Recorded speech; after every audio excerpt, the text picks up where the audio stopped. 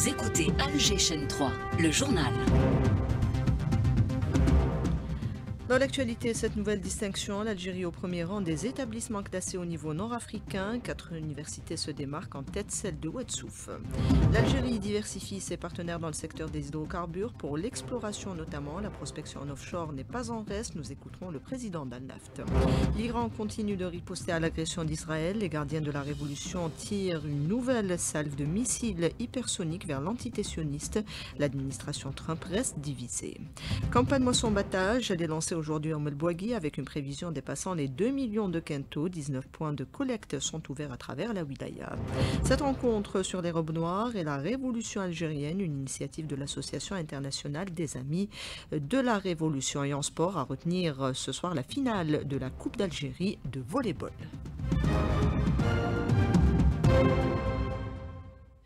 Bonjour à tous. L'université algérienne se démarque à l'international. Elle réussit à se faire une place de choix parmi 500 universités à travers le monde.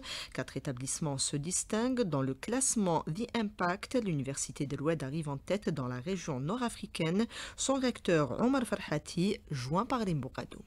L'Université d'El-Oued a tenu la première place dans le classement THE. C'est un classement mondial qui se fait au Royaume-Uni. Ce classement a plusieurs critères. Le premier critère, c'est la qualité de la recherche scientifique. Le deuxième critère, c'est comment faire face aux défis internationaux et aux défis mondiaux, tels que la pauvreté, le changement climatique et l'égalité sociale. Bien sûr, la stratégie de l'Université d'El-Oued est de participer à tous les classements qui sont connus, tels que Webometrics est classé à la 2e place nationale, QS et bien sûr le top des classements c'est Shanghai qu'on va essayer dans les années prochaines pour avoir une place honorable de l'université d'El-Oued et des universités algériennes.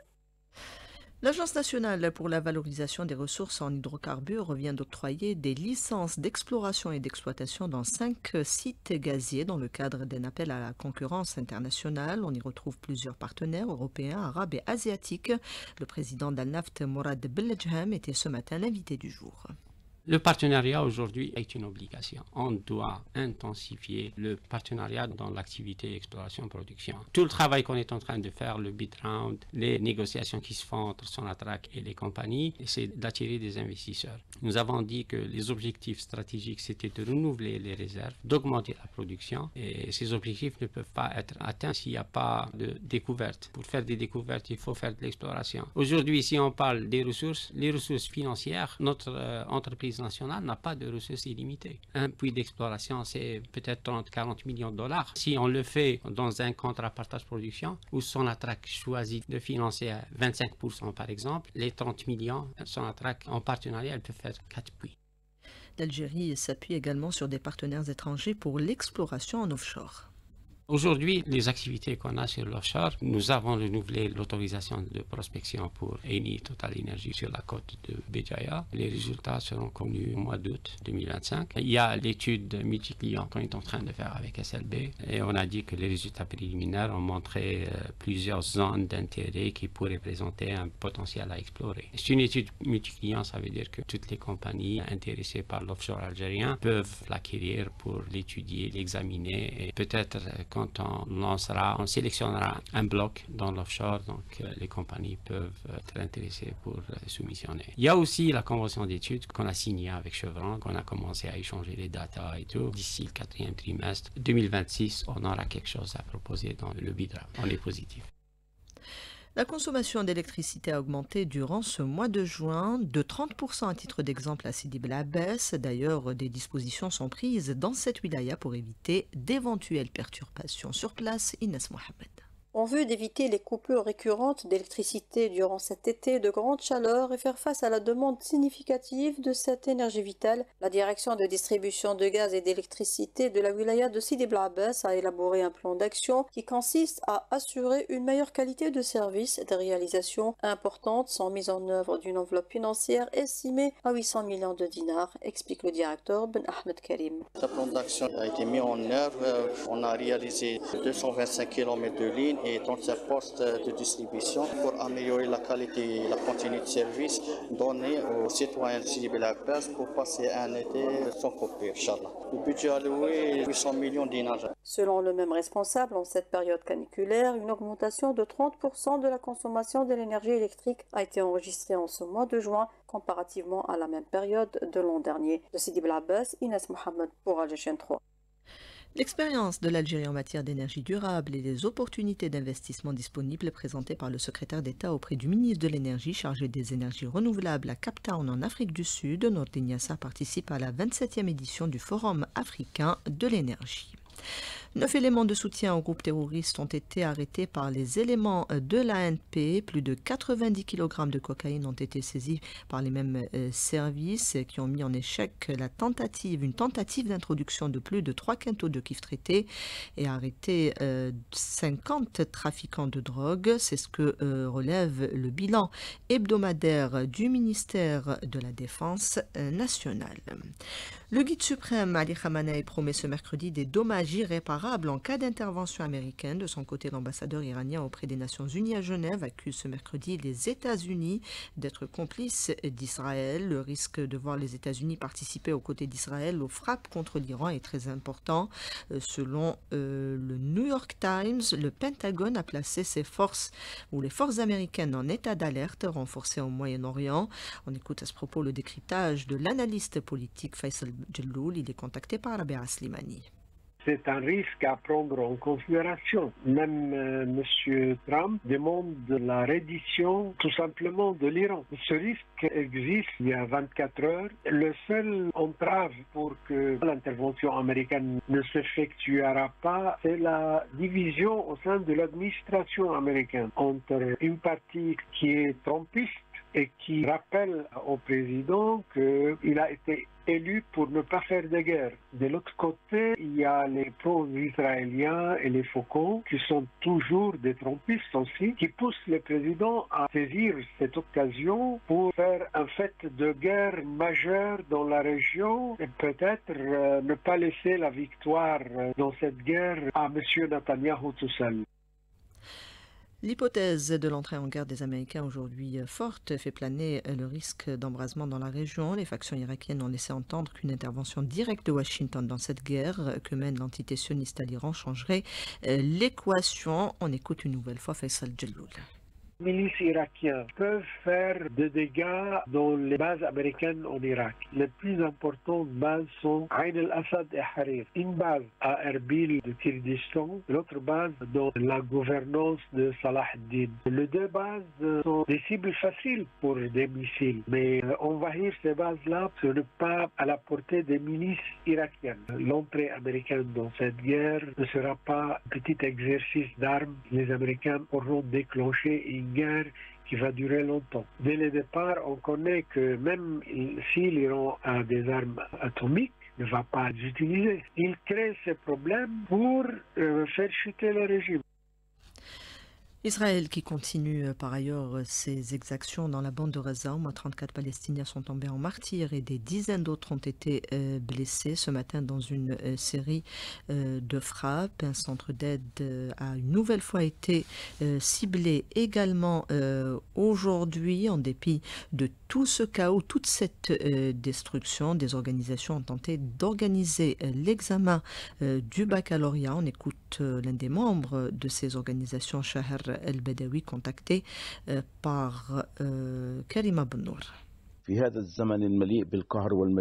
En ces temps de souffrance, de génocide en Palestine, les maisons détruites où il n'y a plus d'école, plus de chemin pour les rejoindre, les élèves vivent dans des conditions terribles et ils défient les conditions pour passer leur bac. On ne parle pas de simple examen, mais d'un acte de résistance, une voix qu'il dit au monde entier, nous sommes là. En particulier à Gaza, avec le génocide quotidien, à Al-Quds occupé, où on est en pleine épuration ethnique, une judaïsation et de la ville et des programmes scolaires. On est donc là pour combattre. En Cisjordanie occupée, encerclée, envahis et démolis, comme c'est le cas aujourd'hui dans le camp de Balata, les élèves défient les circonstances et passent leurs examens. Ils ne sont pas là pour répondre uniquement aux questions, mais ils répondent au monde entier. Vous détruisez, nous construisons.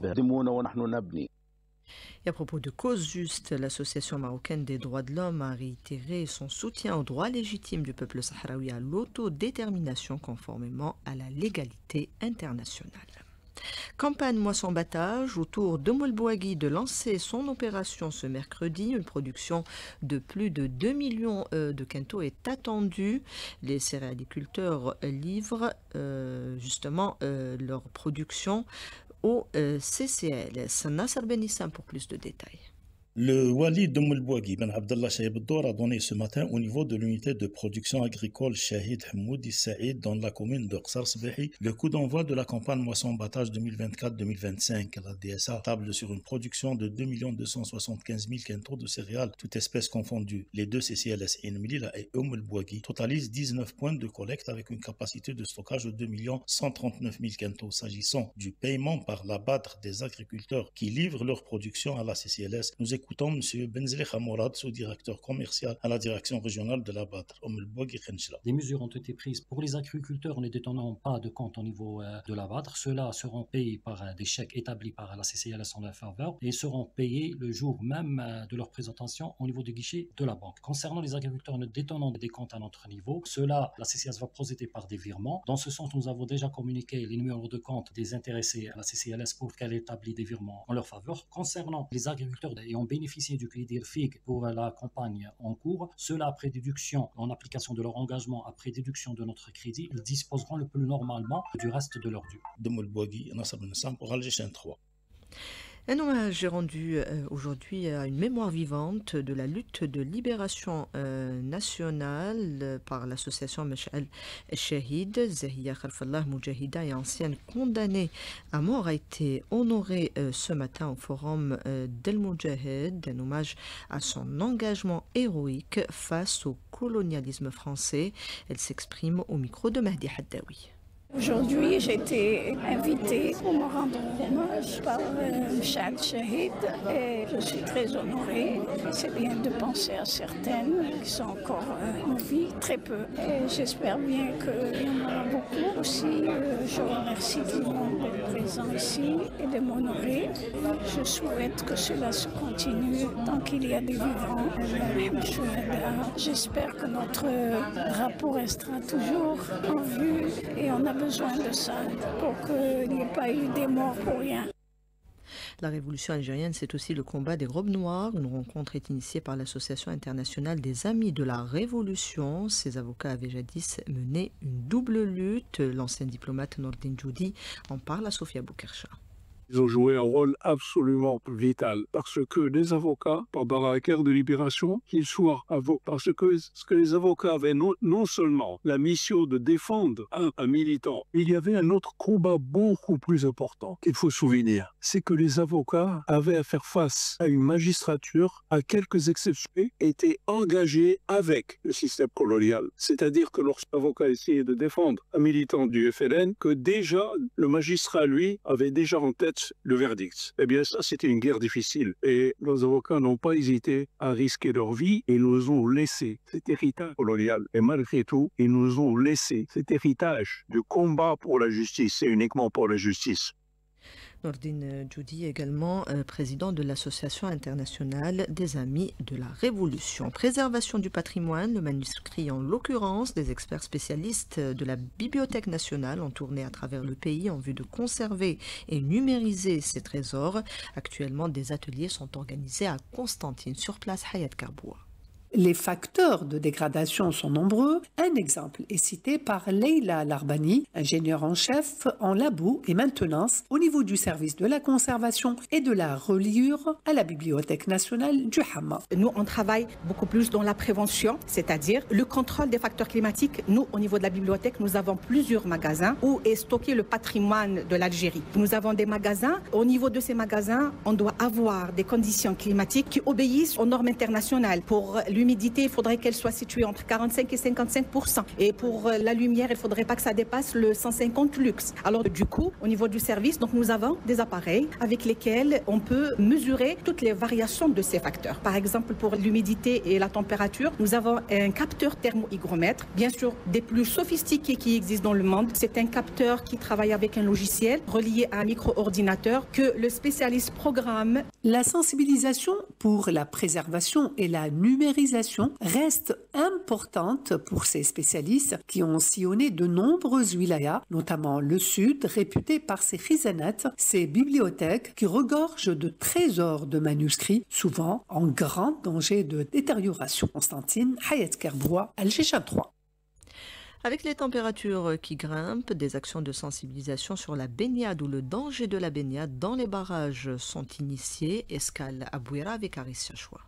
Comme la région ne dispose pas d'accès à la mer, ces jeunes se tournent vers les barrages, bassins et retenues d'eau pour se rafraîchir, souvent au péril de leur vie. Ce sont des endroits dangereux et non surveillés. À cet effet, la direction de la protection civile de Bouira, sur instruction de sa direction générale et des services de Wilaya, a lancé une campagne de sensibilisation afin d'alerter la population sur les risques et d'éviter de nouveaux drames. Lieutenant Youssef Abdet, chargé de communication de la protection civile de Bouira. La direction de la protection civile de la Wilaya de Bouira a élaboré un programme préventif riche, comprenant des sorties de sensibilisation sur le terrain vers les divers plantons, notamment le barrage Koudit Sertoun, barrage Lekhal et le barrage de Telstit, ainsi que les retenues d'eau, retenues de Riche, Al-Khamis et Nuthman. Campagne de sensibilisation conseille à distribuer des dépliants éducatifs ainsi que diffuser des émissions radio et des spots de prévention via les différentes plateformes de réseaux sociaux. À souligner que durant chaque saison estivale, la protection civile enregistre des cas de noyade au niveau de ces endroits. La vigilance est plus que recommandée. Un simple moment de détente ne devrait jamais coûter une vie. Bouira, Aris Chachoua, Alger 3. Le sport avec cette actualité volleyball, la finale de la Coupe d'Algérie, messieurs. Hamza Rahmouni. C'est la finale du championnat d'Algérie, non pas la Coupe d'Algérie, messieurs. Autant pour moi. Voilà, elle opposera le Mouloudia d'Alger au tenant du titre, le Wydad de Tlemcen. Cette finale est prévue au niveau de la salle Omnisport de Rouiba à partir de 18h. Elle était prévue au départ hier mardi à 18h30 avant qu'elle ne soit décalée pour aujourd'hui pour des raisons organisationnelles. Merci Hamza, merci à Selma Fegir et Rouan Siassi qui a été à la réalisation du 12-13. Il y avait Ahmed à la console technique, Ikaram à la régie d'antenne Yassine au streaming. Tout de suite la météo. Avec vous Karima Pendour.